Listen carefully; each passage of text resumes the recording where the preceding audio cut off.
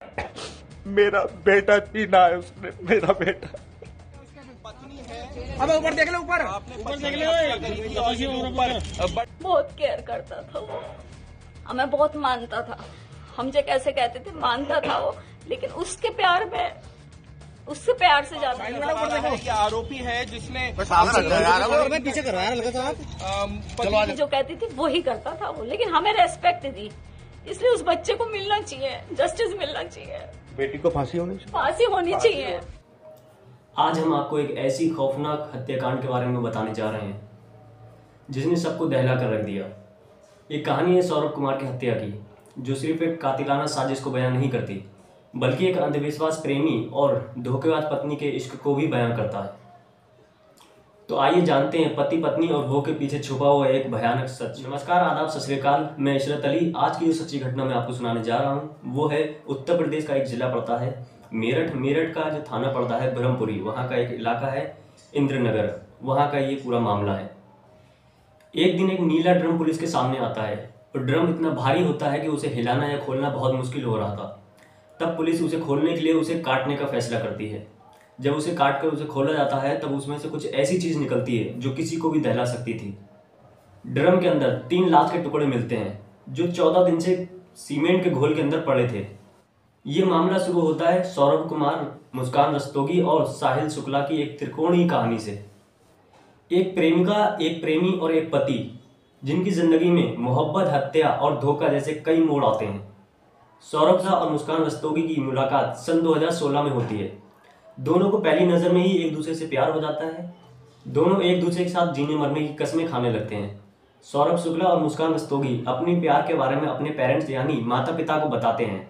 उनके माता पिता उनके इस रिश्ते को लेकर हामी नहीं भरते हैं, तो वो अपने घर वालों के खिलाफ जाकर के लव मैरिज कर लेते हैं। शादी के बाद दोनों एक दूसरे के साथ बहुत खुश थे। दोनों की एक बेटी भी होती है। सौरभ लंदन में नेवी में काम करते थे, जिसके कारण वह अपनी पत्नी और अपनी बेटी के साथ कम वक्त बिता पाते थे और ज़्यादातर बाहर ही रहते थे। जब सौरभ लंदन में होते हैं तभी मुस्कान की ज़िंदगी में साहिल शुक्ला की एंट्री होती है। साहिल शुक्ला जल्द ही मुस्कान के बहुत करीब हो जाता है और उसके घर आने जाने लगता है। मुस्कान की और साहिल शुक्ला की करीबियाँ बहुत ज़्यादा बढ़ जाती हैं। मुस्कान की ज़िंदगी में साहिल की एंट्री होने से मुस्कान की ज़िंदगी में बहुत बदलाव आता है।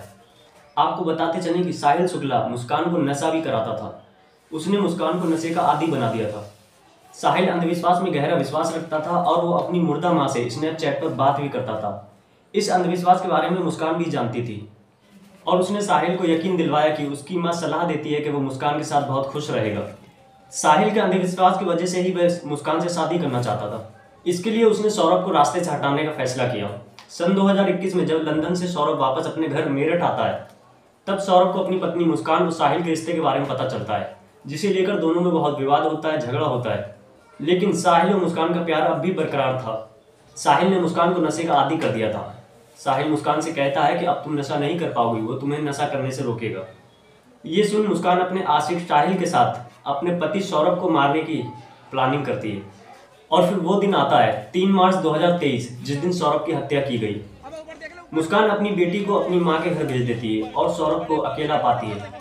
जैसे ही सौरभ अपने कमरे में सोने जाता है, मुस्कान साहिल को बुलाती है और सौरभ के सीने पर पहला खंजर से वार मुस्कान करती है।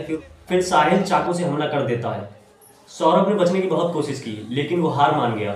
मुस्कान ने अपने पति सौरभ की मौत का तमाशा देखा और कुछ मिनटों बाद सौरभ की सांसें थम गईं। अब सौरभ की लाश को ठिकाने लगाने की बारी थी।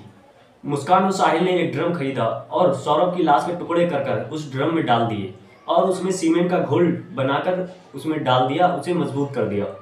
ड्रम सौरभ की लाश बन चुका था। उसके बाद दोनों शिमला और मनाली घूमने निकल पड़े ताकि किसी को शक ना हो।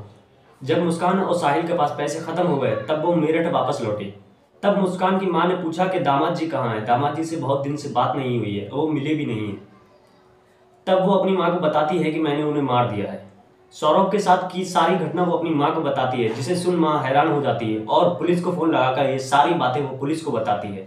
18 मार्च सन 2025 को पुलिस ने मुस्कान और साहिल को गिरफ्तार कर लिया और ड्रम में बंद सौरभ की लाश का खुलासा हुआ और इस हत्याकांड का पर्दाफाश हुआ। ये कहानी सिर्फ हत्याकांड की नहीं है, बल्कि इसमें अंधविश्वास, धोखा और विश्वासघात की बड़ी भूमिका है। साहिल शुक्ला जो अपनी माँ के साथ बात करने का दावा करता था, एक अंधविश्वास है। और मुस्कान ने इस बात का फायदा उठाकर अपने पति सौरभ को मार डाला। सौरभ के साथ जो हुआ वो और किसी पति के साथ भी हो सकता था। ये कहानी हमें यह सिखाती है कि प्यार और विश्वास को कभी हल्के में नहीं लेना चाहिए। ये कहानी अगर आपको पसंद आई हो तो लाइक सब्सक्राइब जरूर करें, और अगर इस कहानी से लेकर कोई सवाल पूछना चाहते हैं या आप अपनी कोई बात कहना चाहते हैं तो कमेंट बॉक्स में कह सकते हैं। धन्यवाद।